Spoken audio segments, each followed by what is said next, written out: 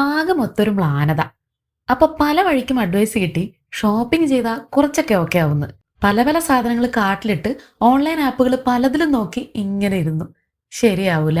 ബാങ്കിൽ നിന്ന് നോട്ടിഫിക്കേഷൻ വരുമ്പോ ഇപ്പൊ ഉള്ളതിനേക്കാളും പ്രശ്നാവും.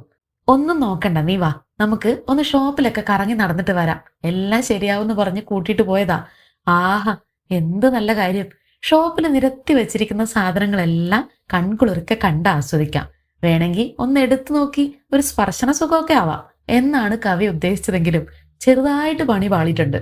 രണ്ടാളും കൂടെ തിരിച്ചും മറിച്ചും നോക്കി പലതും ബില്ലിങ് വരെ എത്തി.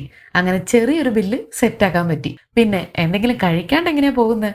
കുറച്ച് നാളായിട്ട് എൻ്റെ FB ഫീഡിൽ ഈ റോക്ക് പേപ്പർ സീസർ കളിച്ച് മോമോസും നൂഡിൽസും കഴിക്കുന്നവരെ മാത്രമേ കാണാനുള്ളൂ. അങ്ങനെ കൊതിമൂത്ത് ഞാനൊരെണ്ണം വാങ്ങി അങ്ങ് കഴിച്ചു. കൂടെ കുറെ കാലമായിട്ട് ഒളിച്ചു കളിക്കുന്ന അവോക്കാഡോ ഷെയ്ക്കും. സുമി പറയുന്ന പോലെ അതും ഒതുക്കി. ഇറങ്ങിയപ്പോൾ മനസ്സിന് നല്ല സുഖം. പക്ഷേ ആ ഒരു മ്ലാനത അങ്ങ് വിട്ടുമാറിയിട്ടില്ല.